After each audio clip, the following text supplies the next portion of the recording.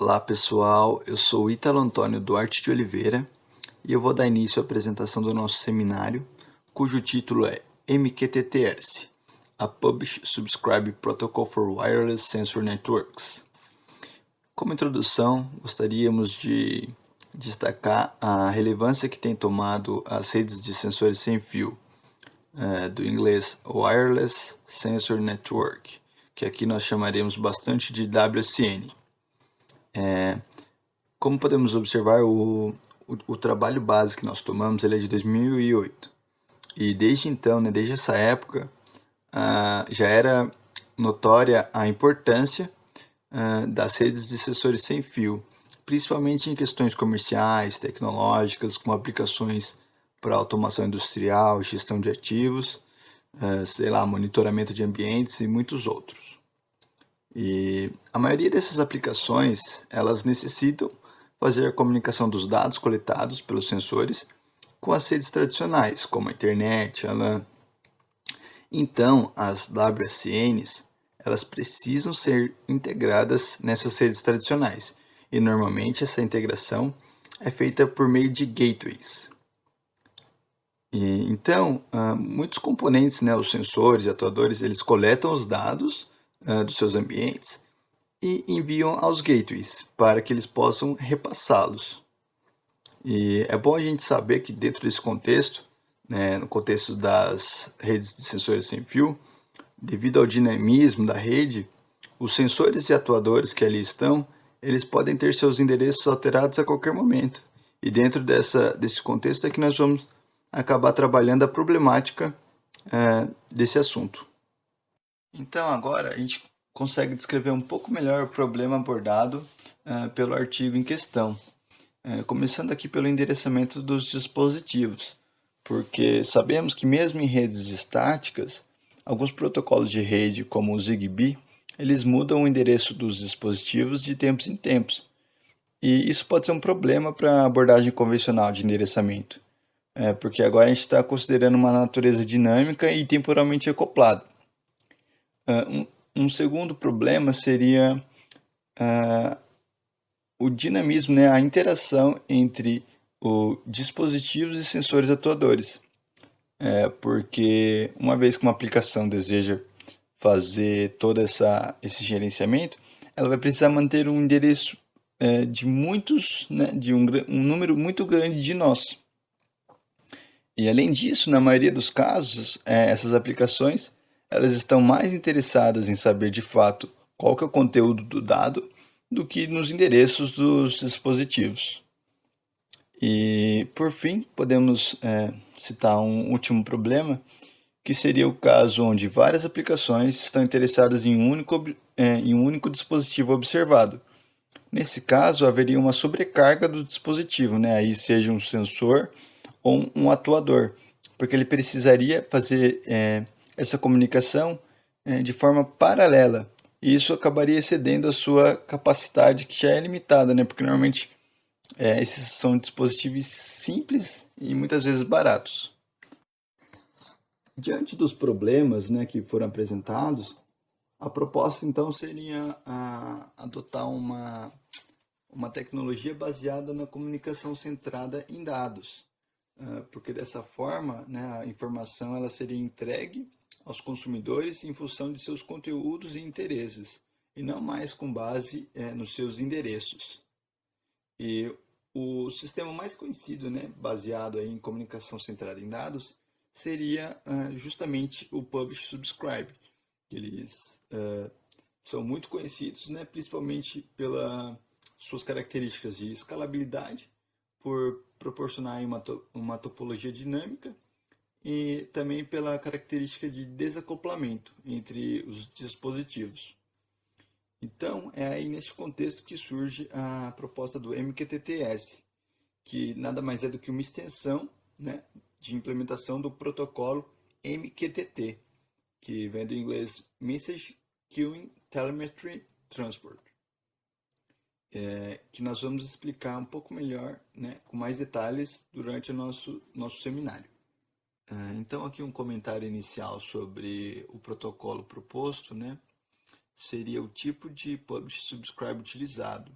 que nesse caso é o baseado em tópicos, principalmente pela sua simplicidade e pelos autores julgarem ser mais adequado para o contexto das redes sem fio de sensores.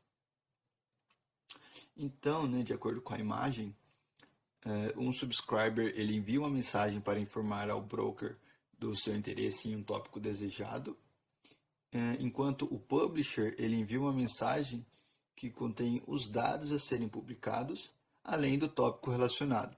Então, se houver uma correspondência entre os tópicos do publisher e do subscriber, o broker transfere a mensagem para o subscriber. E vale lembrar que uma única mensagem do pub ela pode ser distribuída para vários subscribers. E além disso, tanto as aplicações quanto os dispositivos, né, os sensores e atuadores, eles podem ser tanto publishers quanto subscribers. Olá, meu nome é Vitor Hugo e eu vou dar prosseguimento aqui na explicação. Bom, com a distribuição do conteúdo feita pelo broker, torna-se possível que o conjunto de publishers e subscribers que estão acoplados com base em seus tópicos em comum possa ser alterado dinamicamente com o passar do tempo, sem que os publishers ou subscribers estejam cientes disso. Isso se mostra particularmente interessante para as redes WSN, onde dispositivos podem falhar e novos podem ser adicionados, para substituir os que falharam ou para estender a rede a qualquer momento. A aplicação sequer precisa saber dessas trocas, ela só precisa receber os seus dados, e o mesmo também vale para os publishers e sensores atuadores, que não precisam saber quais das aplicações estão interessadas em seus dados. Outra vantagem é que os tópicos são definidos pelos desenvolvedores das aplicações, e não pelas redes ou pelo broker. O MQTT já é um protocolo PubSub aberto, projetado para dispositivos com restrições utilizados em aplicações de telemetria. Entretanto, ele não considera o caso de dispositivos sensores atuadores. O MQTT-S é a extensão do MQTT para redes de sensores atuadores. O MQTT-S foi desenvolvido com base nos seguintes princípios. Primeiro, ser o mais próximo possível do MQTT. Isso permite uma integração suave dos dispositivos sensores e atuadores a um broker MQTT, assim permitindo uma integração suave à rede sem fio de sensores com a infraestrutura de comunicação existente. 2. O protocolo foi desenvolvido de tal forma que ele possa ser implementado para dispositivos operados por bateria, de baixo custo e com processamento e armazenamento limitados. Quando a complexidade for necessária, ela residirá do lado do gateway ou do broker. O cliente rodando os dispositivos sensores atuadores são mantidos da forma mais simples possível. Terceiro, levar em consideração as limitações das redes sem fio, como a alta taxa de falhas, a baixa largura de banda e o curto espaço para a carga nas mensagens. As mensagens MQTT-S devem ser menores que 64 bytes. Isso é atingido por meio da divisão de alguns comandos longos em várias mensagens, além do emprego de uma tabela de identificadores pré-determinada para os tópicos, que fica armazenada no gateway. E quarto, independente da rede. O MQTT-S foi projetado para rodar em qualquer rede que ofereça um serviço de transferência de dados de ponto a ponto, e um serviço de broadcast para todos os nós que estiverem dentro do raio de alcance da transmissão. Falando sobre a implementação da bancada de testes, ela foi implementada com um cliente e um gateway MQTT-S, para estudar o comportamento do MQTT-S em sistemas reais. No testbed utilizado, o cliente do gateway é conectado através de uma porta serial de um computador, onde o software do gateway é executado. O client ZigBee é escrito em C, de forma que haja o mínimo possível de dependência da plataforma de hardware. O cliente é executado em várias plataformas de hardware ZigBee atualmente disponíveis comercialmente. E o cliente TinyOS é escrito em NES-C, que é uma variante do C para o TinyOS. O código do cliente usa um protocolo de coleta de três, o CTP, como seu protocolo de roteamento subjacente. Essencialmente, o CTP permite enviar dados de qualquer nó para o gateway mais próximo. E no topo do CTP a gente adiciona uma tabela de rota reversa. Ou seja, cada vez que o nó encaminha uma mensagem para o gateway, ele armazena o endereço do nó de origem em uma tabela de rota reversa. E se estende efetivamente a camada de roteamento para permitir a comunicação bidirecional entre qualquer nó e o seu gateway mais próximo. Além disso, a rede TinyOS pode se comunicar com a rede ZigBee por meio do broker. A maior parte da lógica do protocolo é tratada pelo broker e pelo gateway. Isso torna a implementação do cliente extremamente leve. A implementação completa do cliente tem cerca de 12 kilobytes, em contraste com a pilha do protocolo ZigBee e as funções fornecidas pelos fornecedores de hardware, que tem cerca de 50 kilobytes. Em dispositivos com apenas 64 kilobytes de memória programável disponível, isso fica muito próximo do limite do que pode ser feito. No entanto, é possível reduzir ainda mais a complexidade e os requisitos de memória do código do cliente MQTT-S. Por exemplo, se o cliente for criado para um propósito muito específico, podem ser usadas IDs de tópicos pré-definidos. Nesse caso, o código que lida com o registro de tópicos dinâmico pode ser omitido. Da mesma forma, se for sabido que o cliente atuará apenas como sub ou pub, a funcionalidade desnecessária pode ser removida. Como o broker ou gateway nunca usará uma funcionalidade do protocolo MQTT-S que o cliente não tenha solicitado anteriormente, o cliente pode ser reduzido ainda mais dessa forma. Olá, eu sou o Leonardo e vou continuar aqui explicando como foi feita a implementação da bancada de testes, né?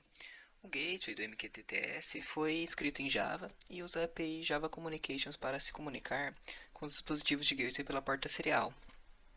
Então, os dispositivos de gateway simplesmente encaminham quaisquer pacotes que receberem da pilha de rede sem fio pela porta serial, apenas adicionando informações de encapsulamento. Então, o gateway desencapsula os dados que recebe dos dispositivos e depois ele se conecta ao broker usando a API MQTT Client.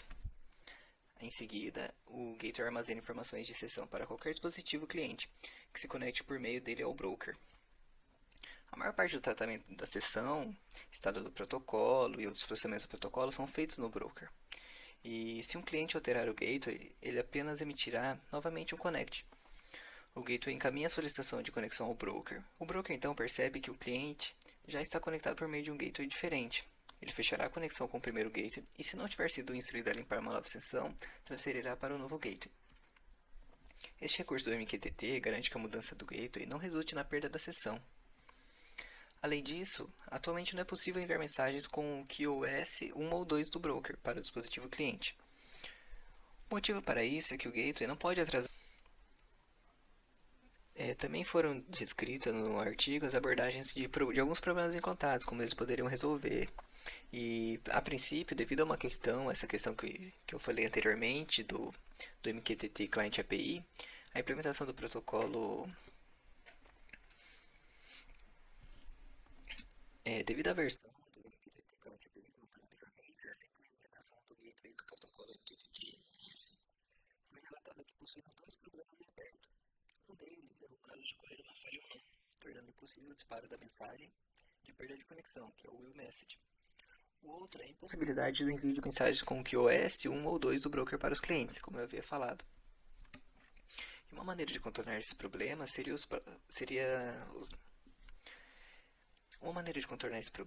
próprios autores implementarem um módulo do protocolo MQTT. Porém, isso significaria que a implementação desse módulo não seria feita por quem realmente criou, pelos próprios desenvolvedores do MQTT, né? O pessoal do MQTT-S teria que dar essa manutenção, então não seria muito viável. Então, ao invés disso, o que eles sugeriram seria implementar o módulo do protocolo MQTT-S diretamente no broker. Então, não teria essa parte deles terem que relacionar com o MQTT. Um problema mais crítico seria quando essa parte de lidar com o ciclo de trabalho dos dispositivos clientes, pois para economizar a maior quantidade de energia, quando não são utilizados, os dispositivos sempre entram em modo de descanso. Eles são acordados somente quando existirem novos dados. Esse tempo que os dispositivos ficam em modo de descanso pode ser de segundos, minutos ou chegar até várias horas. Nesse caso, tanto o gateway quanto o broker precisam saber ter conhecimento desse tempo que vai ser, eles vão ficar descansando, vão ficar em modo sleep, né? E nesse caso, uma alternativa que pode ser feita é utilizar os roteadores com o protocolo ZigBee para armazenar essas mensagens até que os clientes acordam. Porém, pode ser que tenham mais mensagens que o roteador possa suportar, então vai ter um overflow nele, né? Bom, concluindo, o MQTT-S mostrou ser uma adaptação do protocolo MQTT para as condições da Wireless Sensor Networks, sendo baseado na experiência realizada na própria bancada de teste dos autores. E uma das vantagens do MQTT-S é que utiliza o paradigma de PubSub, que é muito utilizado e muito reconhecido quando aplicado. E além disso, ele se encaixa na maioria dos requisitos para a comunicação do WSN. E também o MQTT-S encobre a topologia da rede e permite que os dados sejam entregues de acordo com o interesse de cada um dos dispositivos, ao invés de fazê-lo com base em seus endereços individuais. O protocolo também permite a troca de dados transparentes entre as WSNs e as redes tradicionais, além de ser extremamente leve. Então, como o Vitor falou, roda em qualquer dispositivo. Então, mesmo tendo recursos limitados, o protocolo vai ter um bom desempenho. Além disso, essa parte do modo sleeping, do modo de descanso dos clientes, eles comentaram que seria implementado uma próxima versão do protocolo, seria feito posteriormente. E por fim a gente viu, né, que os autores propuseram uma solução nova para um problema que já existia previamente. Eles adaptaram o MQTT para que pudesse abordar mais essa parte do Wireless Sensor Networks. Agradecemos a presença de todos que assistiram esse vídeo, obrigado e até mais.